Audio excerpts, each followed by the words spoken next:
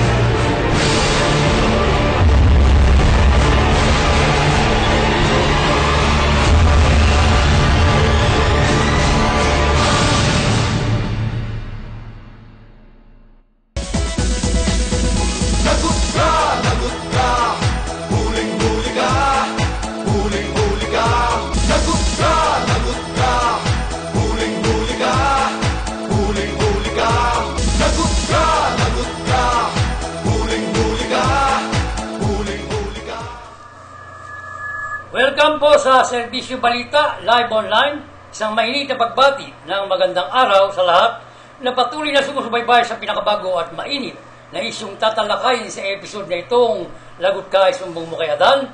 Patuloy na sumeserbisyo sa bayan, ito po si Adan Gabato Jr. Mahal naming mga taga-subaybay, alam nyo sa pagkakataong ito ay hayaan nyo munang tayo ay dumako sa ating magiging guest sa kasalukuyan. Mayroon tayong napipiling guest sa programang itong ng inyong likod, kung saan ay ating wine-welcome itong isa sa mga magaling na musician sa musika, si Peps. Sa magaling na musikahan, ito po ay ating bibigyan ng kanyang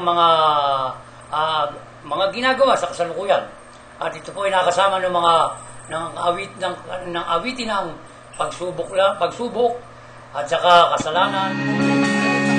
Kakanta tayo mahal! Isip mo ito sa mga panahon na slow mo. Bakit ba bumabalakid ang iyong mundo? Gagalawan ang buhay ay sa dinagalian. Sumira, hindi mapigilin. Ikaw may wala sa iyong puso. Pagkami ko nagulangan, ipupulong sa isipan.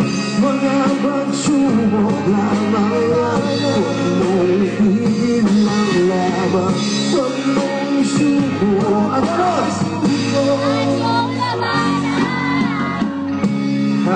palakpakan naman sarili mo. Sinusunod na chorus kayo, papakantahin ka. Gusto ko malakas ha. Kasi may mga nag-video. May video. Kaya yun. Kung isipin ikaw naman, ang may magiling na kapalaran, ika'y hindi tatalikuran. Hindi lang ikaw ang nagdurusa, pasakit mo'y may gagamusa.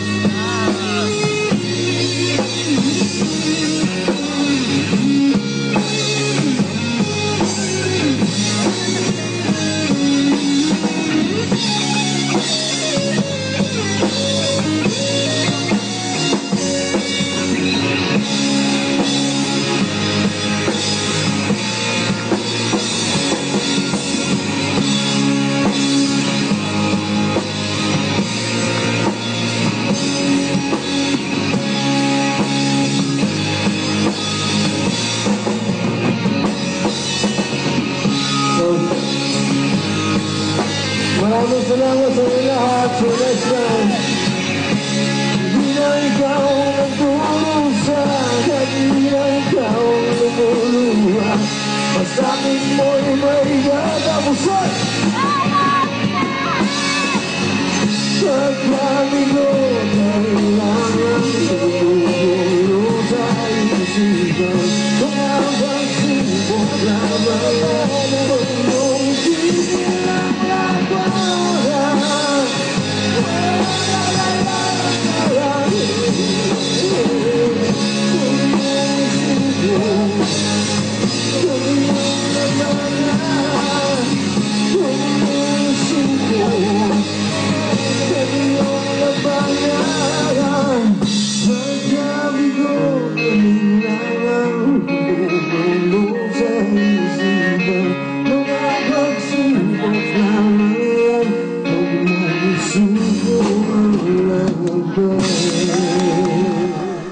Okay, pansamantala mga patuloy naming taga-subaybay kung saan ay wala po ang ating kasamang rektang po na si Roger Ramirez kung saan ang ating pong ipinapakilala ang drummer, ang session drummer ng Orient Pearls ng awiting pagsubok. Ayan po ay pinakikilala ko sa inyo sa aking gawing kanan, si Peps Abelardo. Maganda nga po siya, Peps. Magandang nga po sa ating mga tagapanood, sa ating online viewers ng Serbisyo Balita online at sa mga nakikinig. Peps, paano mo na-discover na ikaw pala ay isa sa mga drummer ng kumanta nitong pagsubok? Ang singer nyo, ang vocal singer nyo nito ay si Daniel Nardi Padilla. So, bali ikaw ang drummer dito. Mm. So, ang mga tinutugtog nyo ba, Peps, ano itong mga kantahin nito? Mostly ang mga tinutugtog ng Orient Pearl ay mga original. Oo, Kasama nga. na dyan ang pagsubok, ang kasalanan at saka Climb in the Rain. So, kapag meron kami mga shows o gigs, tumutugtog din naman kami ng mga tugtog ng mga foreign bands tulad ng mga Scorpions, yan, mga Led Zeppelin.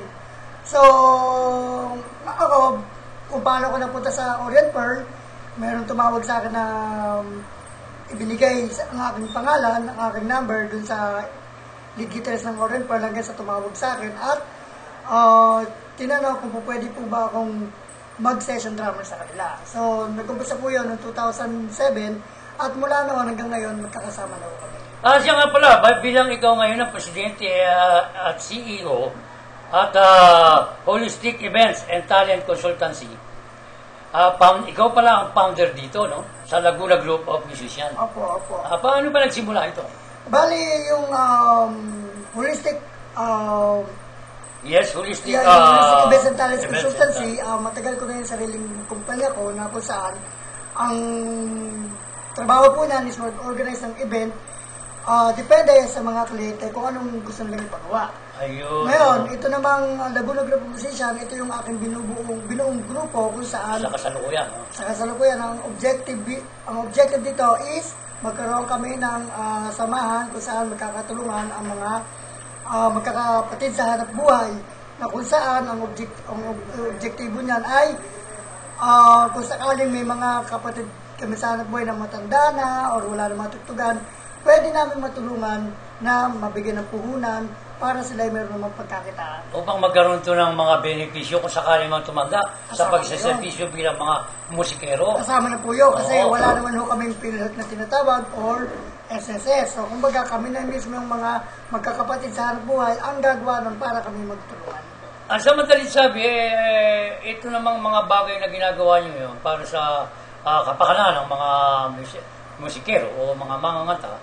At marami, nabanggit mo kanina, Pep, na marami na pala kayong mga nganta ngayon na medyo hindi na umaawit. Anong nagiging dahilan kung bakit nagiging mahina o nangihina ang mga awit natin ngayon? Unang-una, dahil sa nandun tayo sa bagong henerasyon na kung saan ay iba na yung klase ng tugtugan at syempre yung mga nagkakaedad na sila yung mga napag-iwanan. So ang target po namin is yung mga may edad na magkaroon sila ng lugar na kung saan tatanggapin sila bilang musikero pa rin na hindi sila nawawala sa kanilang kumbaga linya. Di ba? Kumbaga ngayon, kung pupunta ka sa iba't ibang mga music bar, puro mga halos mga R&B na yung tinutugtog. Paano ngayon na Peps na discover na ikaw pala ay talented sa pagdadrummer bilang napasama ka rito sa grupo nyo na itong kilaka Padilla, no? Paano kang napasama na sa grupo? Sa totoo lang po, mga around 15 years ago, ang pagsubok, kasalanan ng Orient Pearl, tinutugtog lang muna namin yan. Hindi natatapos sa isang gabi, mga 4 na beses namin tinutugtog yan, request ng mga customer. No? So, hindi ko rin po inaasahan na ako'y mapapasama sa Orient Pearl, kaya napakalaking pagpapalaya mula sa Panginoon natin na ako'y nabigyan ng chance na makasama nila. Sa kasalukuyan ba, kayo ba marami pa ngayong ginagawang kino-convert o naiisip ng mga panibagong awitin na muling magugustuhan at ng ating mga maging ng ating mga kabataan? Sa ngayon, bagamat medyo busy kami sa kanya-kanya mga profesyon, kami naman ay open pa rin sa mga nagnanais na kabikunin ang aming serbisyo na makapag-concert po sa kanilang lugar. So, kami naman po ay aktibo pa rin. No? At kung sabi ko kung nais ng iba na kami kunin ang serbisyo namin para makapag-concert sa kanila, sa mga nakikinig dyan na kilala pa rin at fans pa rin ng Orient Pearl, kami po pa rin naman ay buhay pa. At talaga namang, Peps, napaka-sikat na pa rin na hanggang kasalukuyan ng Orient Pearl kung saan. Maganda talaga yung kinanta niyong awitin na pagsubok. Dahil yan, talagang patok na patok sa takiliya ng mga kabataan natin at mga nakikinig nating mga kababayan na talagang nagugustuhan nila dahil napakaganda ng pinaka-lyrics ng mga inuugnay dito sa pagsubok. Una po, so ang kanta pagsubok, actually ito yung kadalasan ginagamit ng mga taong medyo nasisira ng loob, nanghihinaan, nagkakaroon ng problema, pero hindi hadlang ang pagkakaroon ng problema para masolusyonan ang ano man ang kanilang pinagdadaanan. So ang pagsubok, marami dyan ang gumamit na, marami na dyan ang nag-revive tulad ng Aegis, nirevive yun ng Aegis, nirevive na rin yan ng Daniel Padilla, at marami na rin mga YouTube sensation na kumakata ng awiting pagsubok. Pero sa kasalukuyan talagang sikat pa rin ang Orient Pearl kahit na may pangalan na kasi kayo. At ito nga, no, yung kanina lamang, Peps, hindi pa nakita pa tayo at nagkasabay tayo sa kasalambayan nitong si Mayor Arlene Arcillas ng Santa Rosa, no? At nakita naman natin na 101 couples ang ikinasal.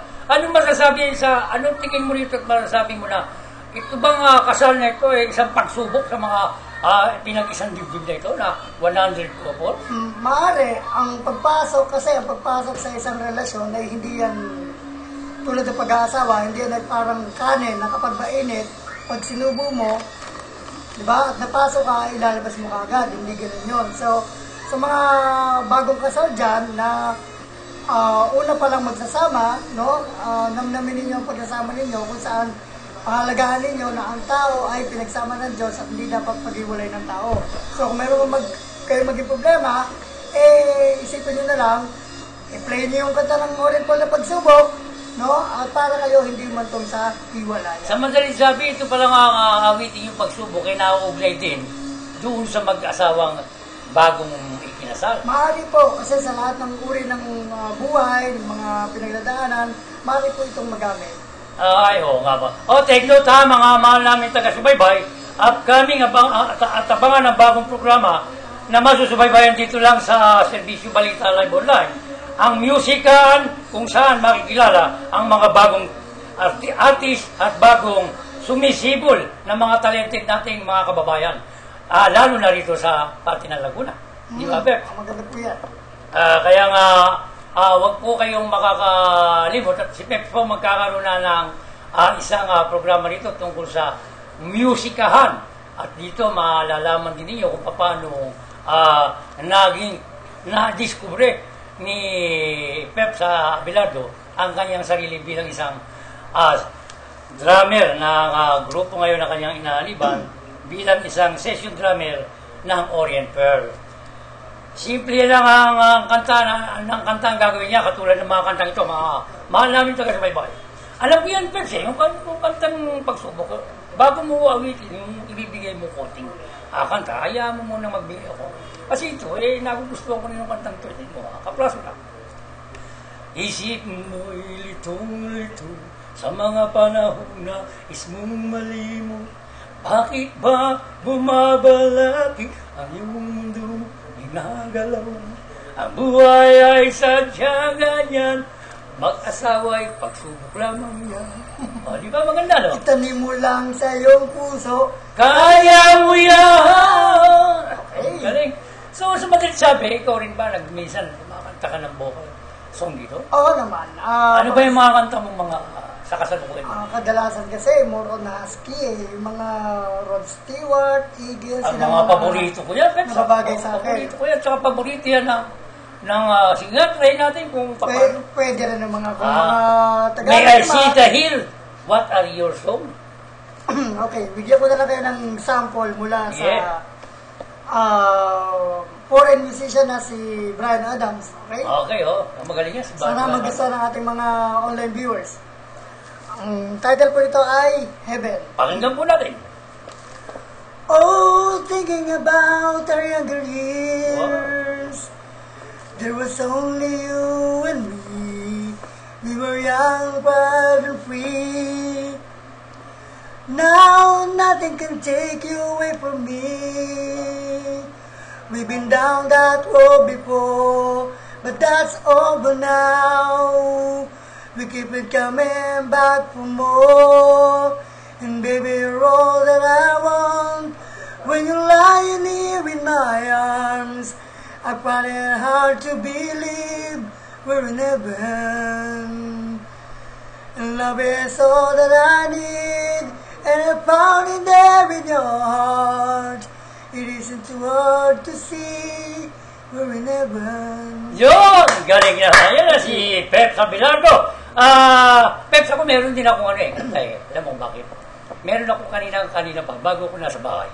Alam mo, Peps, may binuha akong kanta tungkol doon sa 300.2 trillion. Ano yan, bagay? Ay, ito, tignan mo kung okay itong mga kaawitin ko. Dahil ito inano ko lang, idea ko lang itong mga kaawitin. Pwede bang malaman ng lyrics? Ang lyrics nito tungkol doon sa may isang pamilya, parang kanta ng Banyuhay ba? Ayahay ang buhay. Ito yung pagpasok. Ay, kahirap ng buhay. Nung ako ay bata pa, ang sabi ng nanay ko, pag-aaral daw ang una sa lahat. Huwag daw akong umistambay at mag-alinantik sa kombo, sapagkat kinakain lamang ng Smart at Globe ang pera nyo. Masdan mo sa bangketa, mga kababayan natin ay pulubi na. Doon sila natutulog, mga kamay ay nakasahod. Sa umaga pagkagising, wala itong makakain. Batang hamog naglipa na sa kalsada ang brigada. Alam na niyang perwisyo na si Jinky Suliman ay patulog-tulog pa. May isang pamilya at sila ay sobra-sobra. Wala namang maiparamon dahil sa punyeta krisis ngayon. Bato-bato sa langit, tama na'y huwag magalit. Saan kaya mapupunta ang budget na 300 2.1 trillion? Pagkatapos ng eleksyon, lolobo ang mga bilin. Dahil sa petrolyo ay tataas din, kaya nga sa 2016. Di ba? Okay, ano? Okay ba yun? Yan ang, alam mo, yung awiting kong yan, na ginawa, Peps. Tungkol dito sa budget, na 3.00.2 trillion ang inaaprobahan daw ng ating Pangulo upang siyang gastusin sa darating na 2016. Paano ba ito? Peps, ano tingin mo rito? Ano masasabi mo? Marami-raming mga bagong sibol ng mga musikero matutulungan yan. Oo. Lahat ng kabataan, sana na mahilig kumanta, sumayaw. Lahat ng mga pwedeng maitulong sa kanila, mga talento, pwede sanang maibigay ng suporta sa kung bukas ang palad at bukas ang pintuan ng ating pamahalang gobyerno. Pero ang nangyayari mo kaya ito pagkatapos nitong sa 2016, pagkatapos ng eleksyon, mukha yatang tataas ang petrolyo, Nga nga. tataas ang buwis, tataas ang mga tax income. Yes. At bukod doon, tataas pa rin ang mga binibili nating mga rekado, bigas. Kaya nga tayo sa 2016. Ito, napakabigat, di ba, Peps? Tama.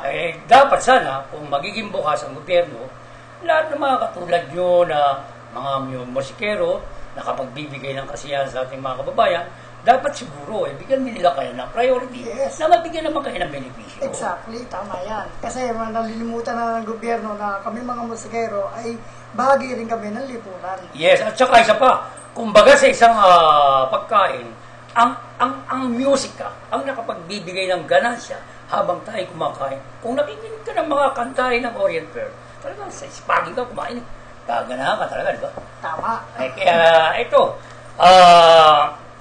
bago magpaalam si Pep, magpapatugtog muna ng yung kasalanan. Kaya kayo, yung mga bagong kasal, iwasan yung magkasala sa inyong mga asawa, galaw-galaw at bantay-bantay mga misis.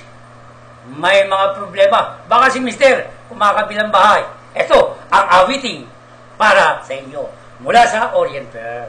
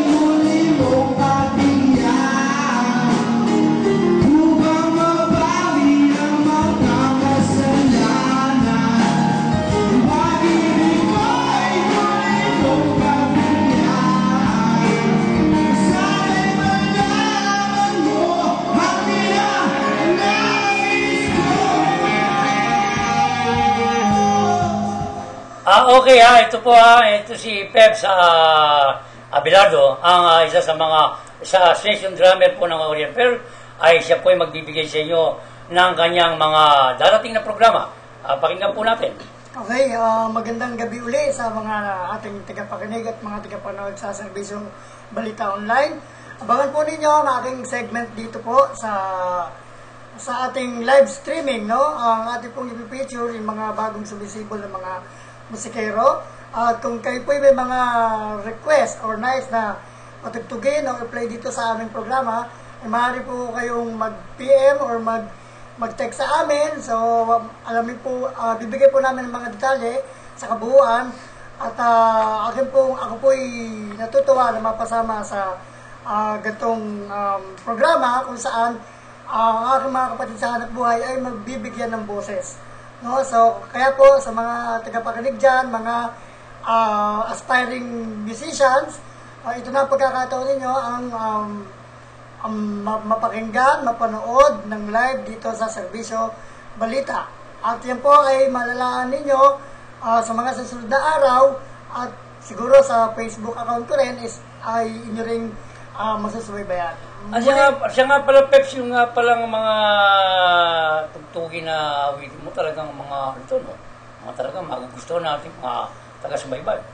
Bali, ang sakop po ng aking programa, hindi po tayo naglalaro sa kung ano lang yung ating mga nadidinig ngayon sa mga radio station, kundi sa babahagi din natin yung mga dating music ng mga nakaraang panahon, tulad ng mga folk songs, diba? Tulad ng mga... Tungkol sa mga jingle, meron kayong ginagawa. Exactly. So, mga nais magpagawa ho ng jingle dyan, ako po ay gumagawa ng mga jingle or mga kanta ng mga iba't ibang kumpanya.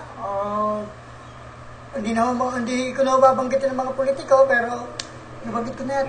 Meron yan, may mga kantahin yan Huwag niyo po kakalimutan, ano? Kung kailangan nyo lang pong makita, subaybayan lang po ang programa ngayon itong ating kasamang si Peps Abelardo dito sa Musican sa Serbisyo Balita Live Online. Peps Abelardo po, ang inyong lingkod. Maaari nyo po akong subaybayan sa aking Facebook account, Dennis Felipe Abelardo. Ang para sa akin namang pinaka-fan page para sa Serbisyo Balita ay inyo na lang pong antabayanan. Maraming pong salamat. Okay, magpaalam ka na, Peps, at nakakarami ka na ng minuto. Okay na. Paalam ka na. Okay, ako po'y nagpapasalamat muli sa ating mga kasama rito sa Serbisyo Balita.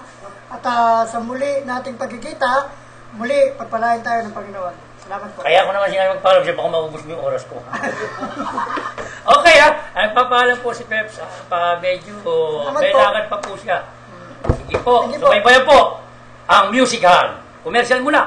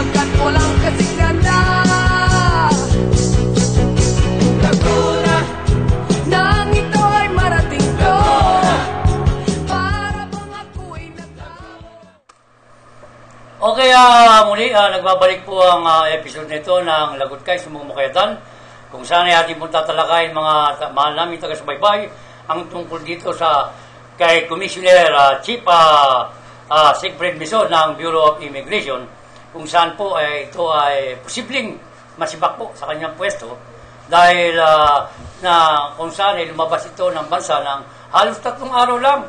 Hindi po malaman kung ang itong pagbibiyahe nito ay pang-opisyal o pang-personal niya lamang.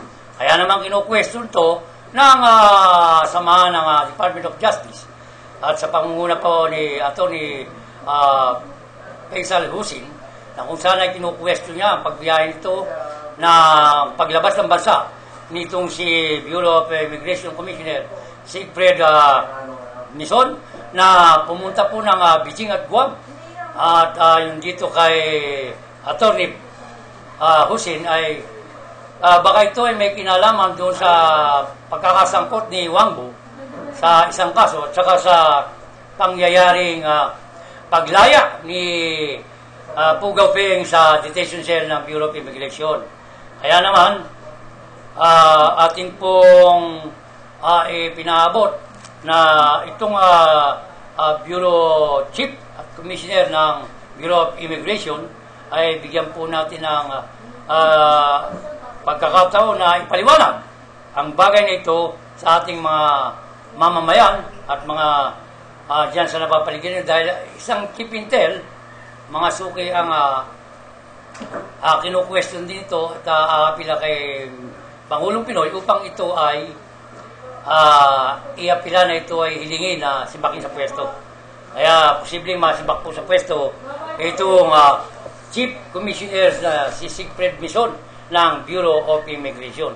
Pagdaya nga kanina na tinalakay namin dito sa ni kasama ang Lady Expose kung saan napansin po natin na ang tinalakay po rito kanina ay tungkol doon sa Department of Foreign Affairs na kung saan marami na po ang ilan po sa mga head dito na mga opisyal ng DFA ang posible ring masibak at masampahan ng kasong sa ombudsman, kung saan ito ang nagre-reklamo rito ay si Mr. Hoson.